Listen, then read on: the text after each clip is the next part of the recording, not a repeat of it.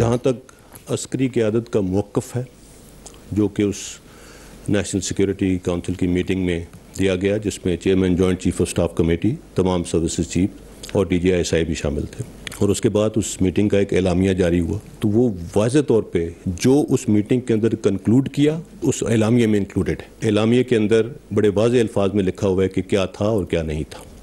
उसके ऊपर आप वाज़ेह तौर पे देख सकते हैं अगर कहीं उधर कॉन्स्पिरेसी का लफ्ज़ है क्या उस एलामिया में, मेरा नहीं ख्याल। अड्डे उन्होंने मांगे भी नहीं, फौजी अड्डों का किसी लेवल पे मुतालबा भी नहीं किया गया, लेकिन जैसा प्राइम मिनिस्टर साहब ने कहा वही मौक़िफ़ फ़ौज का भी होता।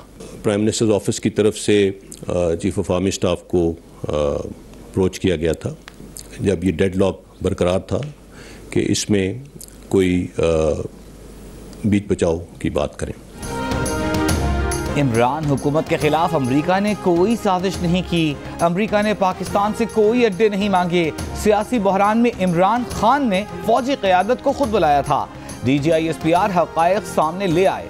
मेजर जनरल बाबर इफ्तिखार ने प्रेस ब्रीफिंग में कहा, नेशनल सिक्योरिटी कमेटी के एलामिये में साजिश का कोई लफ्ज़ नहीं। उस मीटिंग में अस्करी क़यादत का मौक़िफ़ भरपूर तरीके से दिया गया। डिमार्श सिर्फ साजिश पर नहीं दिया जाता, इसकी बहुत सी वजूहात होती हैं। एलामिया में लिखा है कि गैर सफारती ज़बान इस्तेमाल की गई, जो बातचीत की गई वो मुदाखलत के ज़ुमरे में आती है। इस पर इत्तेफाक किया गया और इसके मुताबिक डिमार्श किया गया। अमेरिका ने पाकिस्तान से अड्डे मांगे ही नहीं, मांगे जाते तो फौज का मौक़िफ़ भी एब्सोल्युटली नॉट होता। प्रेस कॉन्फ्रेंस के बाद इमरान खान का बैरूनी साजिश का बयानिया गलत साबित हो गया।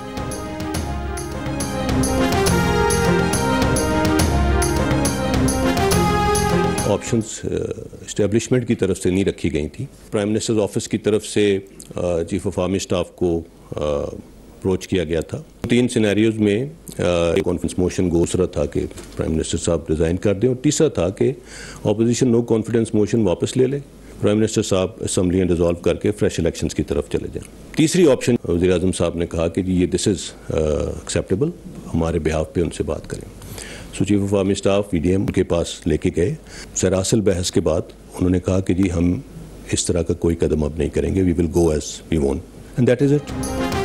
एस्टैब्लिशमेंट ने कोई ऑप्शन नहीं दिया। हालिया सियासी बहरान में इमरान खान ने फौजी क़यादत को खुद बुलाया था। DGI-SPR की press briefing, major general Babar Iftikhar ने कहा कि साबिक वज़ीर आज़म की जानिब से डेडलॉक से बचने के लिए आर्मी चीफ से राबता किया गया कि बीच बचाव की बात करें। उस वक्त सियासी जमातों की क़यादत आपस में बात करने को तैयार न थी। आर्मी चीफ और DGI-SI PM ऑफिस गए थे। वज़ीर आज़म ऑफिस में उनके मुख्तलिफ रुफ़का के साथ 3 ऑप्शंस पर बात हुई। ये ऑप्शंस इमरान खान के सामने एस्टैब्लिशमेंट ने नहीं रखे थे। इमरान खान ने तीसरे ऑप्शन अदम एतमाद वापस लिए जाने पर असम्बलियाँ तोड़ने और इंतखाबात करवाने को काबिल कबूल करार दिया था। आर्मी चीफ ये ऑप्शन PDM के पास लेकर गए, लेकिन PDM ने मुस्तरद कर दिया। इस सारी सूरत हाल में कोई भी ऑप्शन एस्टैब्लिशमेंट की तरफ से न दिया गया न रखा गया।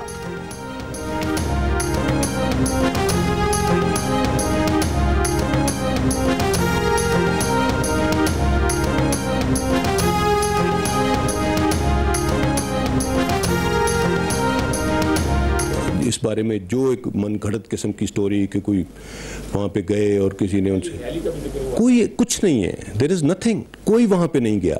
मैंने उस दिन भी ये बताया था कि इस जो कुछ ये सियासी प्रोसेस चला है, जो भी इस कि किसी लम्हे में कहीं पे फौज का कोई अमल दखल नहीं था, किसी पर्सनालिटी का कोई अमल दखल नहीं था। 9 अप्रैल की रात कोई वज़ीर आज़म हाउस नहीं गया। सियासी अमल के किसी भी लम्हे में फौज का कोई अमल दखल नहीं था। फौज का सियासत से कोई लेना देना नहीं। BBC की स्टोरी वाहियात है। इदारे फौज के मातहत नहीं। DGI-SPR major general Babar Iftikhar ने प्रेस ब्रीफिंग में कहा कि इदारे फ़ाल हैं और अपना काम कर रहे हैं।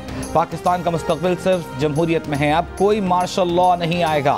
तमाम सियासी जमातों का आवाम से यही मुतालिबा रहा कि फ़ौज का सियासत से ताल्लुक़ नहीं होना चाहिए। ये बहुत अच्छा फ़ैसला है, ये आगे भी ऐसा ही रहेगा। ये किसी के फ़ायदे या नुकसान में नहीं किया गया।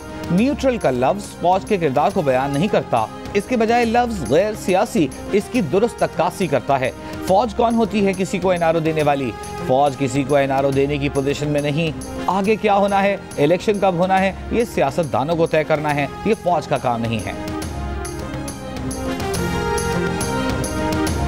It is very unfortunate that such language is used, and especially एक ऐसे इदारे के बारे में और उनकी लीडरशिप के बारे में जो कि हम वक्त पाकिस्तान की सिक्योरिटी के लिए काम पे लगे हुए हैं। हुकूमत के अंदर ऐसे इदारे और सब कुछ मौजूद है जिन्होंने इस चीज़ का नोटिस लेना है और उसके ऊपर एक्शन लेना है।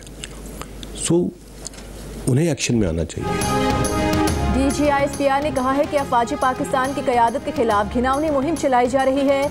मुख्तलिफ रिटायर्ड फौजी अफसरान के जाली ऑडियो मैसेज बनाए जा रहे हैं। इदारे के सरबराह के खिलाफ कोई बात हो तो हुकूमती इदारों को एक्शन में आना चाहिए।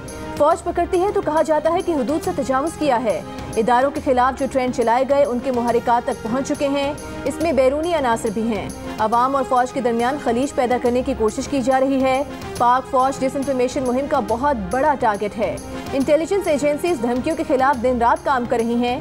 फौज को सियासत में ना घसीटें। फौज में कोई तकसीम नहीं। जिस तरह आर्मी चीफ देखता है 7 लाख फौज भी उसी तरफ देखती है।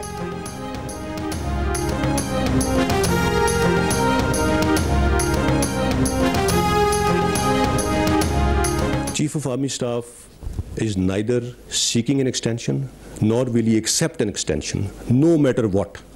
He will be retiring on the 29th of November 2022.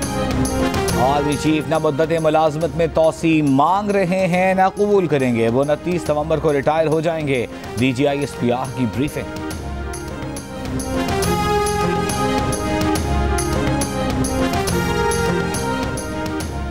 एटमी असासे चोरों के हवाले से किए जाने के बयान पर DGISPR ने कहा कि इस मामले पर एहतियात करनी चाहिए। एटमी असासे किसी एक क़यादत से मुंसलिक नहीं। अब तक जितनी हुकूमतें आई हैं उन्होंने ईमानदारी से इसे आगे बढ़ाया। सियासी क़यादत ने पाकिस्तान की सालमियत के साथ एटमी असासों का कंट्रोल आगे बढ़ाया।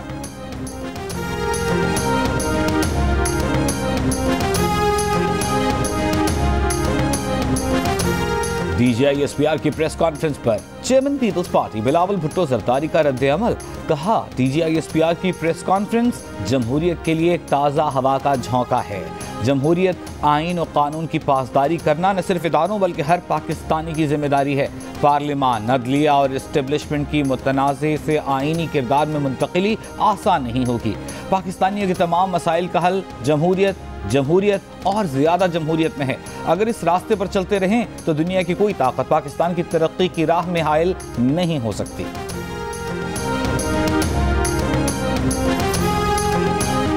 तहरीक इंसाफ के रहनुमा फवाद चौधरी ने कहा है कि DGISPR का बयान नेशनल सिक्योरिटी काउंसिल के एलानिये की ही तौसीक है। सिक्योरिटी काउंसिल ने कहा बैरूनी मुदाखलत की मजम्मत करते हैं। लफ्ज़ साजिश इस्तेमाल नहीं हुआ। अब अहम है कि जुडिशल कमीशन बने जो तहकीकात करे कि ये मुदाखलत कहाँ से हुई। इस मुदाखलत के किरदार कौन थे, कौन कौन कहाँ मुलाकातों में शामिल हुआ। इस मुदाखलत की नौइयत क्या थी। क्या शहबाज शरीफ बैरूनी मुदाखलत के नतीजे में वज़ीर आज़म की कुर्सी पर बिठाए गए। लोकल हैंडलर्स कौन थे। जुडिशल कमीशन दूध का दूध और पानी का पानी करे।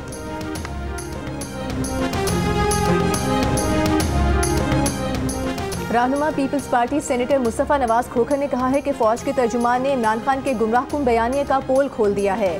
DGISPR ने बैरूनी साजिश, अड्डे मांगने को झूठ और ज़हनी इख्तरा करार दिया। इमरान खान कारकर्दगी तो दिखा ना सके और अवाम को एक झूठे फरेब में फंसाने में लग गए। ये भी कहा कि इमरान खान का अमरीका मुखालिफ बयानिया भी 50 लाख घर और 1 करोड़ नौकरियों की तरह निकला।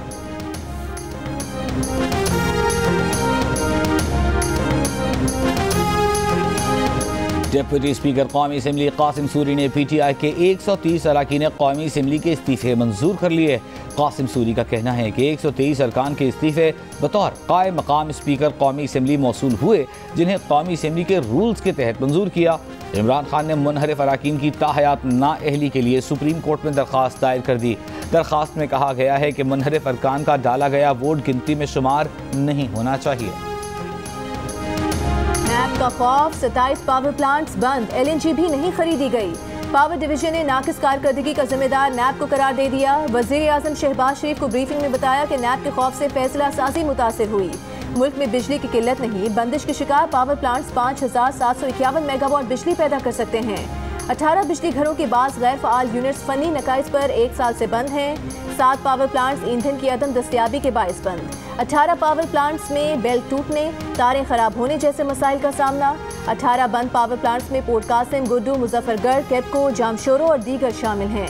वज़ीर आज़म शहबाज शरीफ का सूरत हाल पर नापसंदीदगी का इजहार, नकाइस और फनी खराबियाँ फौरी दूर करने की हिदायत। कहा आवाम लोड शेडिंग के अजाब में मुब्तला हैं, खुदारा एहसास करें, ऐसी गफलत लापरवाही नाकाबिले बर्दाश्त है, फौरी इक़दाम करें।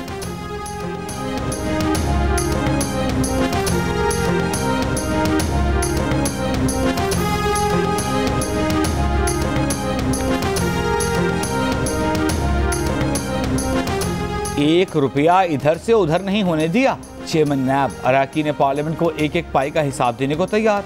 पब्लिक अकाउंट्स कमेटी को ब्रीफिंग में कहा, नैब ने मजमूई तौर पर 820 अरब रुपए रिकवर किए। सोसाइटीज़ के 1,77,000 से ज़ायद मुतासरीन को 25 अरब रुपए की अदायगियाँ की। मीडिया से गुफ्तगू में ओहदे से मुस्ताफ़ी होने का सवाल का जवाब गोल कर गए। क्या इमरान खान के तहाइफ के बारे में तहकीकात होंगी?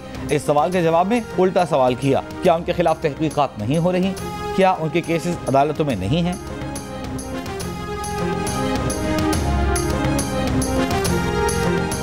जस्टिस काजी फाइज ईसा के खिलाफ सदारती रेफरेंस दायर करना गलती थी। चेयरमैन तहरीक इंसाफ इमरान खान का एतराफ़। इंसाफ लॉयर्स फोरम के इजलास में बात करते हुए इमरान खान ने कहा कि मुतालिका अफराद ने जस्टिस काजी फाइज ईसा केस के बारे में गलत गाइड किया।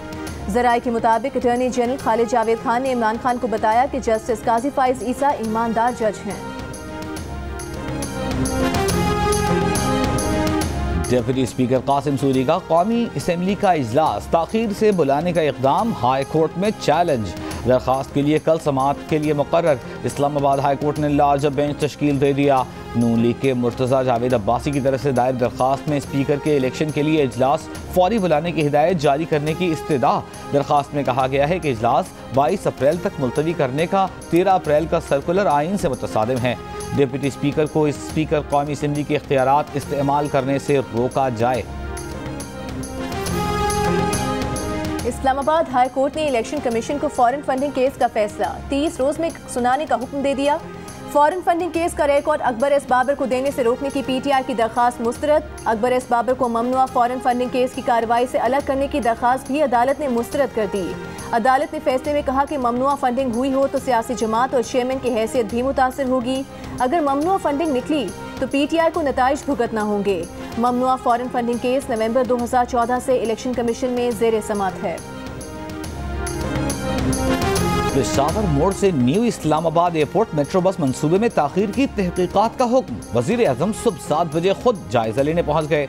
चेयरमैन NHA CDA हुक्काम से बाज़पुरस मेट्रो में सफ़र करके रूट का मुआयना किया। कहा 16 अरब रुपए खर्च होने के बावजूद मंसूबा इल्तिवा का शिकार होना अफसोसनाक है। ये कौम का पैसा है। ताखीर से लागत में इजाफा हुआ, इंक्वायरी करना ज़रूरी है। इमरान खान की हुकूमत में मईशत के तकरीबन तमाम शोबे जमूद का शिकार रहे। मेट्रो बस नेटवर्क दारुल हुकूमत के दीगर इलाकों तक फैलाने के लिए फिजिबिलिटी रिपोर्ट तलब।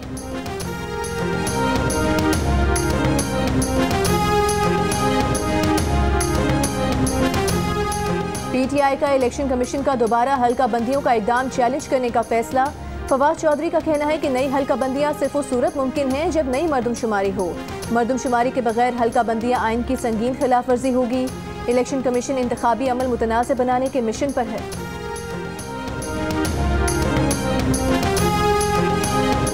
डिप्टी स्पीकर पंजाब असम्बली के इख्तियारात की बहाली के खिलाफ दरखास्त। हाई कोर्ट ने डिप्टी स्पीकर को कल तलब कर लिया। चीफ सेक्रेटरी और IG को भी पेश होने की हिदायत। दरखास्त गुजार परवेज इलाही के वकील ने कहा, डिप्टी स्पीकर इलेक्शन करा रहे हैं, वो जानिबदार हो चुके हैं, अराकीन की रुकनीत भी मुअत्तल कर सकते हैं। अदालत ने कहा, सिग्नल बेंच ने आपकी सब बातें तो मान ली। आइन कहता है कि स्पीकर फराइज अंजाम ना दे सके तो डिप्टी स्पीकर फराइज अंजाम देगा। चीफ जस्टिस पर मुश्तमिल सिंगल बेंच ने कल फैसला सुनाया था कि 16 अप्रैल को डिप्टी स्पीकर वजीर आला का इलेक्शन कराएंगे।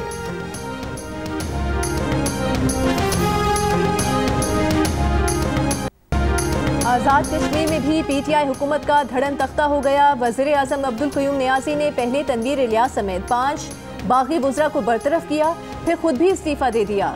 उनके खिलाफ उनकी अपनी ही पार्टी ने तहरीक अदम एतमाद जमा कराई थी, जिसे इमरान खान की हिमायत भी हासिल थी। अब्दुल क़य्यूम नियाज़ी ने कहा कि रातों रात पैसा तकसीम हुआ और चलती हुकूमत के खिलाफ अदम एतमाद लाई गई। पीपल्स पार्टी आज़ाद कश्मीर के सदर चौधरी यासीन ने इल्ज़ाम लगाया कि अली अमीन गंडापुर और दीगर ने तनवीर इलियास को वज़ीर आज़म बनाने के लिए पैसे लिए। पीटीआई के अरकान असम्बली को नथिया गली ले जाकर छुपा दिया गया। आज़ाद कश्मीर असम्बली अब नए वज़ीर आज़म का इंतखाब करेगी।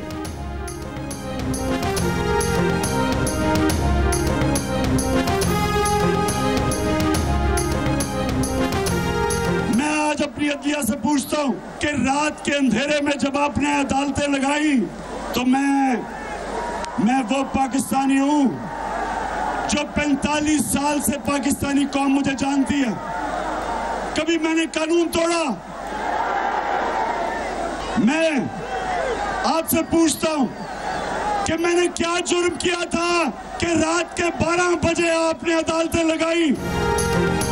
क्या जुर्म किया था कि रात के 12 बजे अदालतें लगाई गईं? तहरीक इंसाफ के चेयरमैन इमरान खान का पेशावर में जलसे से खिताब। कहा उन्होंने जिंदगी में कभी कोई कानून नहीं तोड़ा। डिप्टी स्पीकर कासिम सूरी ने क्या गलत किया था? मुसल्लत की गई चोरों की हुकूमत को वो तस्लीम नहीं करेंगे। शहबाज शरीफ पर 40 अरब रुपए की करप्शन के केसेस हैं। जिस दिन उन्होंने कॉल दे दी शहबाज शरीफ को छुपने की जगह नहीं मिलेगी, जबरदस्ती इंतखाबात कराएंगे, इलेक्शन तक सड़कों पर रहने का ऐलान।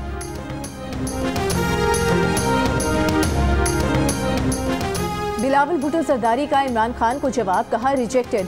अब अदालतों और दीगर पर हमले कर रहा है। अदम एतमाद मुस्तरद करना कानून की खिलाफ वर्जी थी। डिप्टी स्पीकर, सदर, वज़ीर आज़म ने आइन शिकनी की। इमरान खान ने नेशनल सिक्योरिटी कमेटी को सियासी मकासद के लिए इस्तेमाल किया। चेयरमैन पीपल्स पार्टी ने कहा कि इदारे अब न्यूट्रल हैं, इमरान खान को छुपने की जगह नहीं मिलेगी। नून लीग की मरियम औरंगजेब ने कहा कि इमरान साहब आपने आइन पर हमला जैसा संगीन जुर्म किया। अदालतें इसलिए खुली ताकि आइन और कानून पर अमल हो। धमकियां देने, सवाल करने से बेहतर होगा आप कौम से अपने जुराइम की माफी मांगें।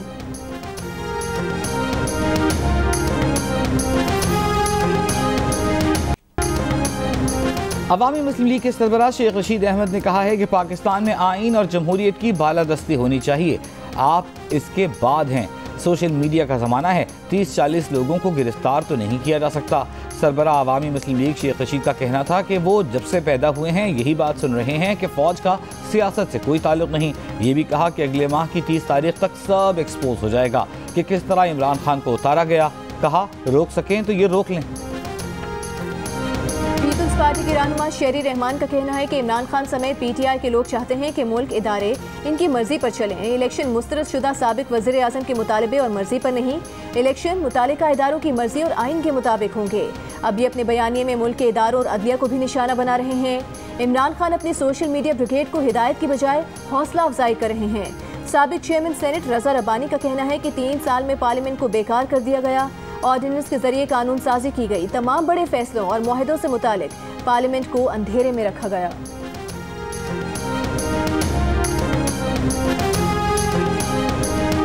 रहनुमा तहरीक इंसाफ फैसल वावदा ने कहा है कि उनकी पार्टी पाकिस्तान की आज़ादी और गैरत के लिए जंग करेगी। कोई रोक सकता है तो रोक ले।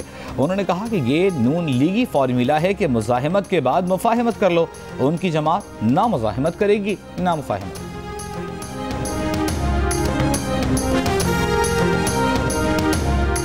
हमारे मुल्क का नाम इस्लामी जमहूरिया है, मगर इस्लाम के मुताबिक कुछ नहीं हो रहा। हम रातों रात इनकलाब लाते हैं। वज़ीर आज़म अपनी स्वाबदीद पर 2-2 प्लॉट अलॉट कर देता है। वज़ीर आज़म कौन होता है ऐसे प्लॉट देने वाला? सुप्रीम कोर्ट के जस्टिस काजी फाइज ईसा के सरकारी मुलाजमीन को प्लॉट अलॉट करने से मुतालिक केस में रिमार्क्स। कहा प्लॉट देने का कोई उसूल नहीं, सिर्फ बड़े लोगों को प्लॉट मिलते हैं, गरीब को नहीं। कच्ची आबादी में जाकर देखें, लोगों ने छोटे छोटे कमरे बनाए हुए हैं। दरखास्त गुजार के वकील ने कहा कि प्लॉट पर घर तामीर कर लिया, वापस लिया जा रहा है। जस्टिस काजी फाइज ईसा ने रिमार्क्स दिए कि आपका पहले एक और प्लॉट था, इसलिए आपसे वापस लिया जा रहा है। प्लॉट लेने से मुतालिक दरखास्त गुजार की दरखास्त मुस्तरद।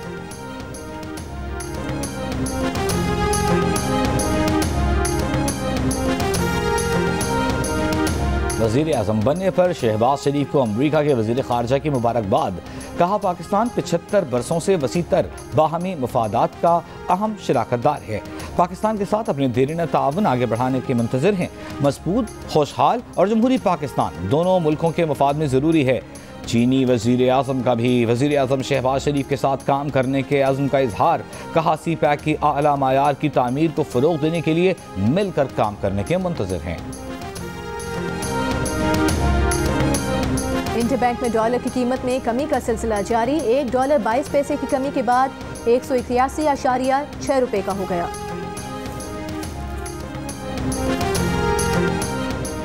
बॉलीवुड अदाकार अक्षय कुमार की फिल्म पैडमैन से मुतासर होकर कराची के नौजवान ने यूनिवर्सिटी में सैनिटरी पैड्स की वेंडिंग मशीन लगा दी। किसी ने मजाक उड़ाया, किसी ने ताज्जुब किया, लेकिन हिम्मत न हारी। 2.5 साल की मेहनत और मुआशरती मुखालफत के बावजूद डट जाने वाला कराची का ताहा पाकिस्तान का पैडमैन बन गया। कहा जामिया की खवातीन की मुश्किलात देखकर वेंडिंग मशीन लगाई।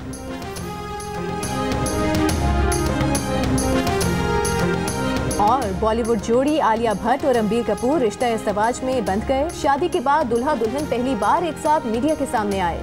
शादी में खानदान के अलावा चंद करीबी दोस्तों ने शिरकत की, जिनमें करिश्मा कपूर, करीना कपूर, सैफ अली खान और करण जौहर शामिल हैं।